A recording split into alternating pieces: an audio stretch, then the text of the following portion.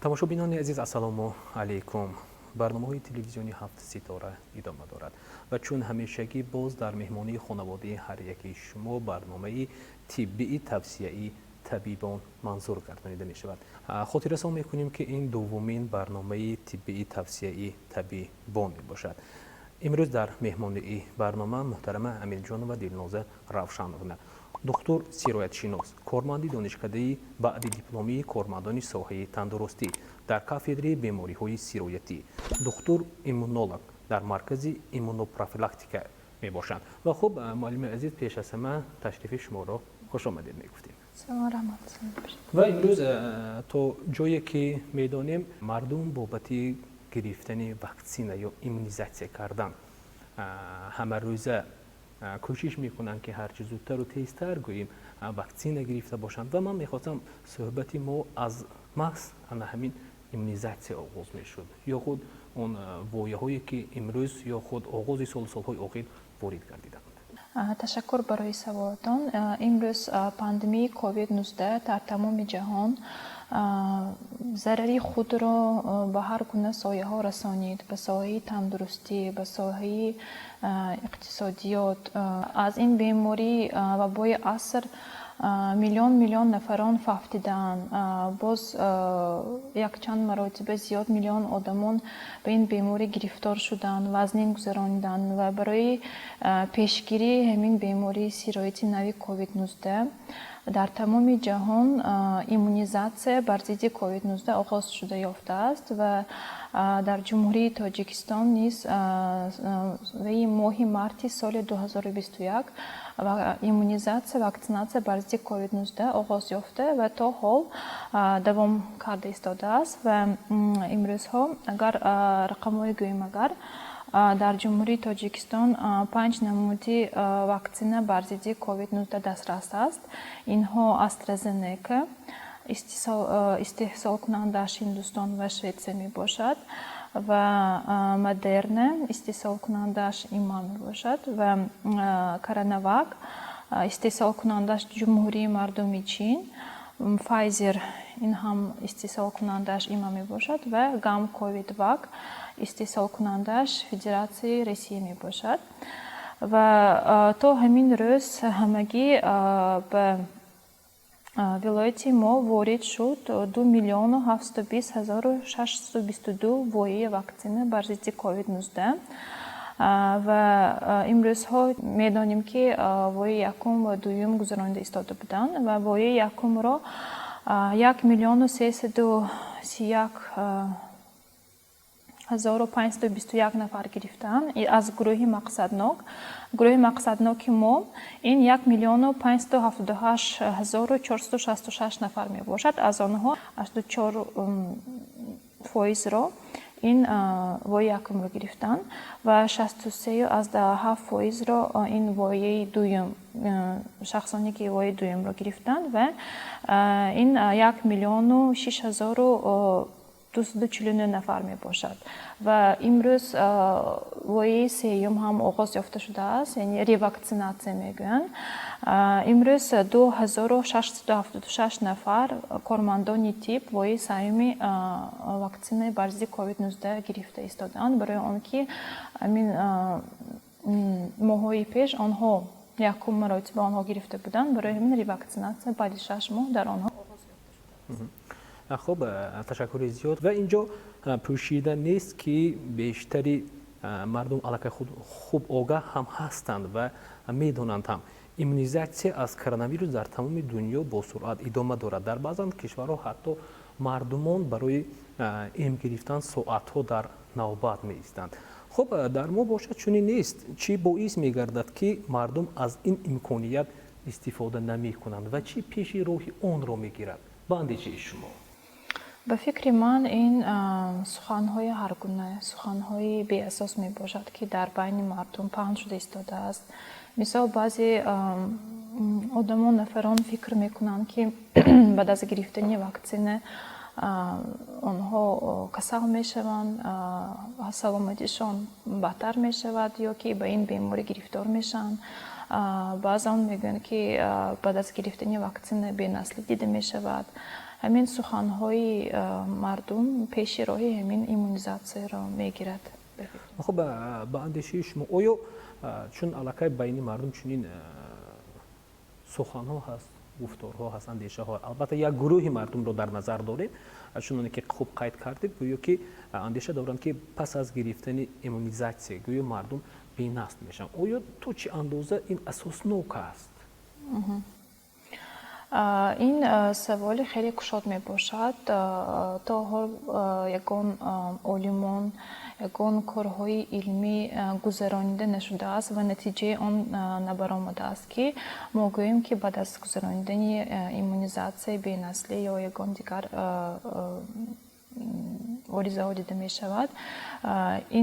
Инро мо мобайни баъд аз мисол 5-6 сол вақте ки корҳои илмӣ, вақте ки маълумот мегирем, баъд гуфта метавонем. Ин ҳозир ба саволи кушод ва ягон ҷо баъд аз гирифтани ваксина дар ягон шаҳр бенаслӣ ба қайд гирифта нашудааст.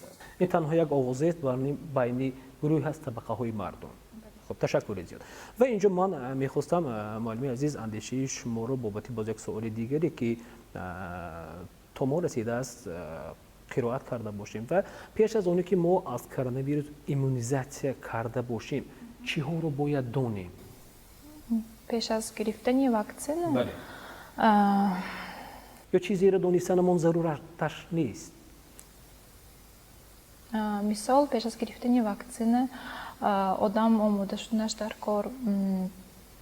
Баъд аз гирифтани ваксина мо медонем, ки ҳар гуна ҳолатҳои номатлуб дида шуданаш мумкин, ба мисли дардмандӣ дар ҷои ворид шудани ваксина, варами, сурхӣ, ҳамун ҷои тазриқи ваксина мегӯянд, ҳамунҷо шуданаш мумкин, ё ки калоншавии гиреҳҳои лимфатикӣ, канорӣ ва баландшавии ҳарорати бадан, беҳолӣ, бемадорӣ, беиштиҳоӣ ҳам дида мешавад ва ин аксуламали ҳар якта организм мебошад, ки ин дар меъёр ҳамин аксуамал шуданаш дар кор, барои он ки организми одам бар зидди ҳамин беморӣ мубориза мекунад ва дар хуни ҳамон шахсони ваксина гирифта антителаҳо, яъне зидҷисмҳо пайдо мешаванд, ҳосил мешаванд. Барои ҳамин вақте ки ҳамин аломатҳои беҳолӣ, бемадорӣ ёки баландшавии ҳарорати бадан бошад, мо метавонем дар ҳамин хона тез бисёр нӯшем, чанд қадре ки мо бисёр менӯшем, ҳамин қадар беҳтар мебошад ва агар таб аз 38 боло шавад, ҳамин дорувориҳои таб пасткунандаро истеъмол кунем. Ва лекин агар мисол таб мобайни 3 рӯз, 4 рӯз, 5 рӯз давом карда истода бошад, агар баъд ба духтур муроҷиат кунем.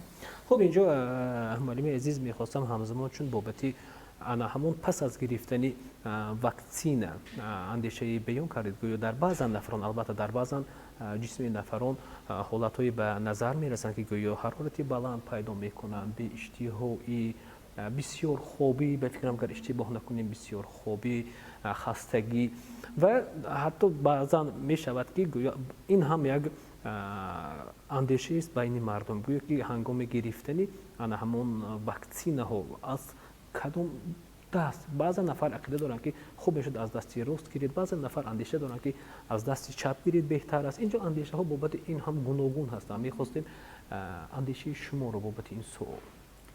мо дастурамалҳо дорем барои оид ба гузарондани иммунизатсия бар зидди сироити нави COVID-19 ва дар он дастурамал мо вуҷуд дорад, ки ваксинаро даруни мушак یا به دست راست یا به دست چپ گرفتن ممکن است، لیکن بهترش به دست چپ، برای آنکه با دست راست ما بسیارتر کار میکنیم. وقتی که واکسن میگیریم البته دردمندیش نش ممکن، ورمیش نش ممکن، برای همین به دست چپ گیرن بهتر.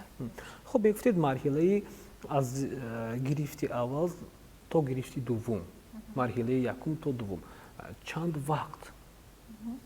این وابسته از نمودی واکسن می باشد. مثال اگر گیریم با نمودی استرازینیکا، واکسن استرازینیکا، فاصله بین یکم و دوم از 4 هفته تا 12 هفته می باشد. مثال اگر گیریم واکسن سینوواک، کوروناواک، فاصله بین یکم و دوم از 2 تا 4 هفته دوام کردنش ممکن و واکسن فایزر бошад фосилаи мобайни якум ва дуюм воя ин 21-28 рӯзро дар бар мегирад. Модерна бошад 28 рӯзро дар бар мегирад. Ваксинаи Федератсияи Росия гам ковид вак метавонад 21 рӯзро дар бар гирад. Яъне ҳар якта ваксина ваи худро дорад. ва инҷа ҳамзамон метавонем гуфт ки масалан тасаввур мекунем як нафар гирифтанд ваксини истеҳсоли Иёлоти Муттаҳидаи Амрикоро, чун вояи дуюм фосилаш наздик шуд ва муроҷиат карданд ба маркази ҳамун саломатии худ. Ва вақте муроҷиат мекунанд мегӯянд вояи аввале ки шумо гирифтед ҳоло дармон вуҷуд надорад. дар он ҳолат метавонад нафаре ки дар вояи якум ваксини истеҳсоли Амрикоро гирифт, дар вояи дуввум истеҳсоли масалан гирем ё Федератсияи Русия бошад ё Ҳиндустон бошад, соҳиб чӣ гуна назар дорад дар ин бобат? Тибқи маълумоти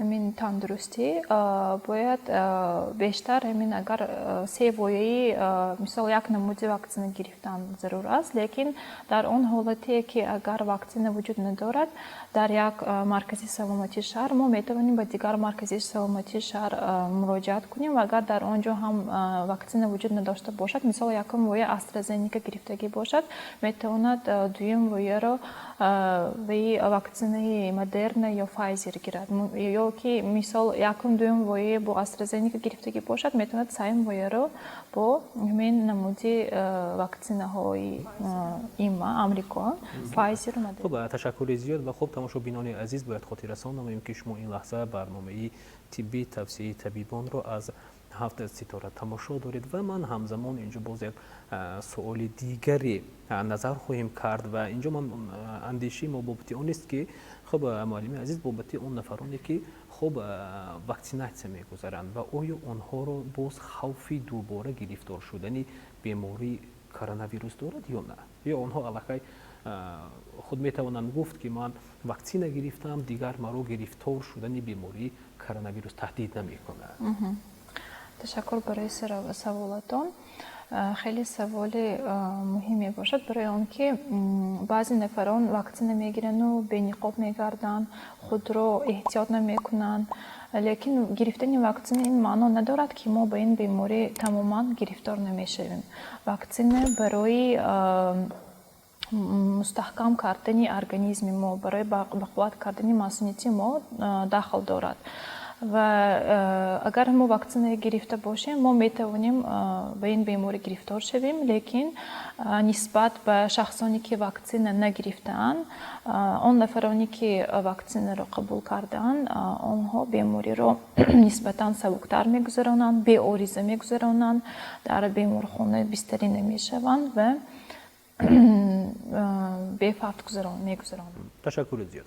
و همزمان میخواستم اندیشه شما رو بابت آن فهمیده باشیم، چون علاقه در بالا گفتیم که امروز در کشور در مقیاس ولایت یک چند نمودی وویه ها دسترسی مردم هست. آیا فرقیت بین استحصال کنندگان دیده می شود یا نه؟ تشکر برای سوالتان. هر یک تا واکسن که ما داریم استحصال کنندش هر گونه شهرها می باشند، هر گونه دولت ها می باشند، ترکیبشان هر گونه می باشد، لیکن اساساً در ترکیب واکسنه ها این خودی همین واکسنه ها غیر فعال کرده شده می باشند. یعنی بی‌قوت میباشند و در ترکیبشان خودی ویروسی کووید 19 بی‌قوتی غیر فعال کرده شده که با مقدار خیلی کم به ارگانیسم آدم وارد کرده می شود برای آنکه خون ما در ترکیب خون ما آنتی‌تیلا ها میگن ضد جسم بر ضد همین بیماری پیدا شود حاصل کند. برای همین ترکیب جزهای واکسینه هر گونه می باشد لیکن اساساً این تاثیرناکیشون یک است. تاثیرناکیشان یک است. پس کیها باید واکسینه گیرند و کیها نگیرند؟ واکسینه ها را امروز در جمهوری تاجیکستان باید نفرانی که سن سالشان از 18 بالا باشد آنها گرفتنشان لازم است و بسیارتر ما گروه های مقصدناک گروه های خطرناک این آدمانی که از 60 از 65 بالا می باشند که گروه خطرناک می باشند و این بیماری را نسبتاً به دیگر سن سال وزن‌تر می‌گذرانند. برای این همون نفران هم از 18 بالا گرفتنشان شرط و ضرور می باشد و هست ضد نشاندادها بر ضد بیماری بر ضد همین واکسینه گرفتن. ضد نشاندادها دو خیل میشوند، ضد نشاندادهای دائمی و ضد نشاندادهای موقتی.